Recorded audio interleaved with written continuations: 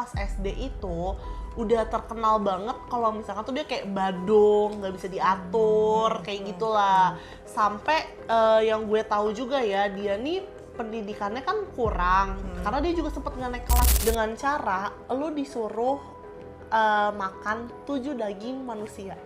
7 daging manusia. Si nenek ini makamnya dibongkar sama dia ambil mayatnya, dia makan.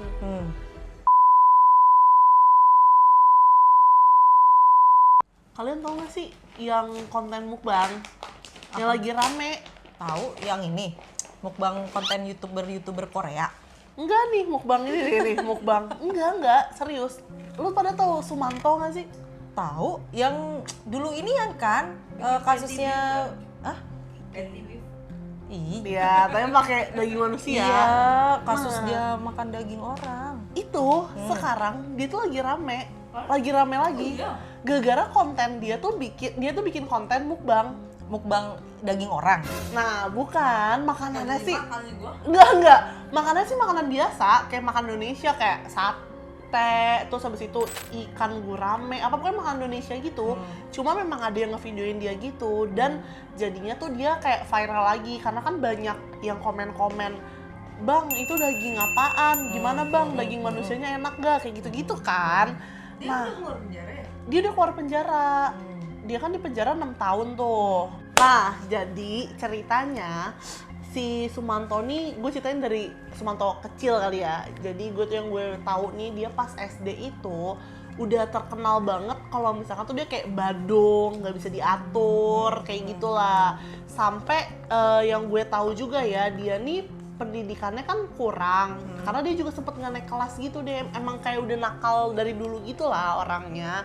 Sampai akhirnya pas dia udah gedean, dia tuh merantau. Dia merantau, terus dia ketemu kayak pujaan kasih gitu lah, pujaan hati kan, yang dijadiin sama dia, dijadiin istri. Dan disitulah awal mula dia tuh kayak emang udah kelihatan gelagat-gelagat nggak benernya. Jadi pas sama istrinya dia itu, dia kayak ngelakuin KDRT gitu lah. Jadi selama dia kayak agak lupa deh kisaran berapa tahun dia nikah, pokoknya tuh dia akhirnya istrinya udah nggak kuat karena dia udah kayak emang nih orang udah nggak bener lah, intinya udah nggak bener. Jadi akhirnya cerai lah mereka cerai. Habis itu di situ dia kan kerjanya nih di ladang tebu, kayaknya ya ladang tebu. Dan dia ini gue nggak ngerti kenapa dia akhirnya tuh ketemu sama dukun. Gue nggak ngerti nih dukun gadungan apa dukun beneran, kan nama dukunnya tuh Taslim. Terus pas dia ketemu sama dukun ini, ibaratnya dia kayak pengen instan secara kekayaan, dia tuh minta kebal kayak gitu-gitulah. Namanya juga orang pendidikannya kurang kan. Jadi dia tuh mikirnya kayak gue ke dukun aja kali. Nah terus sama si dukun Taslim ini dibilang ke si Sumanto kayak, oh bisa kalau lu mau kebal, lu banyak duit, pokoknya urusan di dunia tuh ibaratnya lu dilancarin deh, tuh bisa dengan cara lu disuruh makan 7 daging manusia. 7 daging manusia. 7 daging Syaratnya. manusia. Itu syaratnya. Yang dimana namanya dukun, kita nggak tahu dong kebenarannya. Lu nggak bisa nyari di Google juga kayak cara bikin kaya apakah makan daging manusia, kan nggak mungkin. Dan terus abis itu dia kayak mengiyakan, oh 7 daging manusia. Awalnya sih dia sempet yang kayak, masa gue makan daging manusia sih, kayak aneh banget, kayak udah gak dimasuk di akal kan. Lu makan daging manusia, kanibal tuh udah gak masuk di akal. Tapi dia sempet ragu, bimbang segala macem, tapi tetap digas juga. Ya karena orang udah gak ada, gimana sih, sorry Ya, banget, pikirannya juga akal udah gimana ya, kayak udah pasti udah terganggu nggak sih kayak gitu. Dia ke dukunnya itu udah salah menurut gue, langsung mengiyakan, ya udah deh, ya gue akhirnya gue ngelakuin itu. Habis itu singkat cerita dia dia kerja di ladang itu, dia pulang kerja, ternyata di jalan dia nih dibegal sama 2 orang. Kalau pada saat itu mungkin si begalnya nggak tahu dong, kayak nih orang siapa ya, dia nggak tahu ya, begal aja. Tapi bener kok buat kita yang tahu, wah lu salah orang banget. Itu Sumanto, rasanya kalau kita dari situ kayak, wah itu Sumanto gitu kan. Tapi di sini akhirnya Sumanto tuh baru kepikiran. Awalnya dia udah sempat yang kayak mau dibegal tuh, udah sempat yang kayak gitu lah, udah dapet yang kayak udah hampir dapet gitu, tapi Sumanto itu bener-bener kayak, lah kan gue disuruh makan, iya gue disuruh makan 7 daging manusia, kenapa nggak mereka aja yang gue sikat, ibaratnya gitulah. Akhirnya gue enak juga sih sebenarnya ceritanya tuh, gue enak banget kayak itu 2 orang akhirnya dibunuh. Dia kulitin, dibawa pulang kali itu ya, dibawa pulang kali terus dikulitin segala macem, dia sajiin buat dia. Gue ceritanya takut banget lagi, gue gak kebayang. Terus kayak dikulitin segala macem dan dia makan dong, dia makan terus dia baru dapat ilmu lagi nih, kayak dapat info lagi dari Taslim kalau dia disuruh potong alat reproduksi si begal ini buat dijadiin kalung. Kalung, lu dijadiin kalung. Lu tahu kata Taslim apa yang paling anehnya lagi yang gak habis pikir?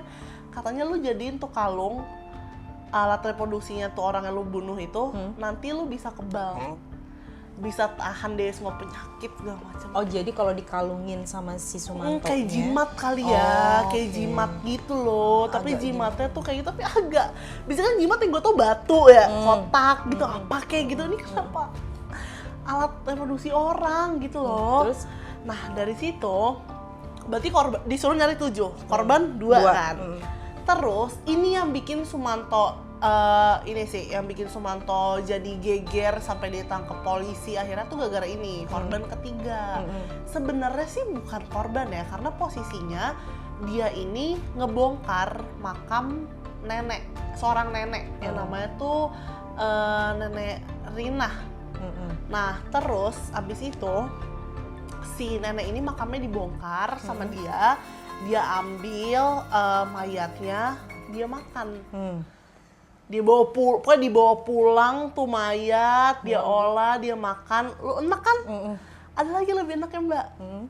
Dia kasih nenek itu, mayat itu, dia kasih ke bapaknya. Bapaknya siapa nih? Bapaknya Sumanto. Jadi misalnya dia kayaknya tinggal sama bapaknya mungkin, dan dia ngasih ke bapaknya. Terus pas bapaknya dikasih, pokoknya bapaknya kan bilang, "Pak, lu tahu dia ngomong apa?" Itu dia bilang daging kambing. Oh bilangnya daging kambing. Dia bilang itu daging kambing. Gue nggak terima sih, sebagai gue suka makan kambing, gue nggak terima sih itu dibilang daging kambing. Dikasih ke bapaknya juga kayak namanya dikasih makan ya, lu juga pasti kayak dikasih makan ya udah lu makan dong. Lu makan, abis itu bapaknya tuh minta nambah, ada lagi nggak gitu, ibaratnya kayak enak nih, ada lagi nggak sih nih makanan, kayak gitulah ibaratnya. Ternyata abis itu dia minta, udah tuh kan dia minta nambah.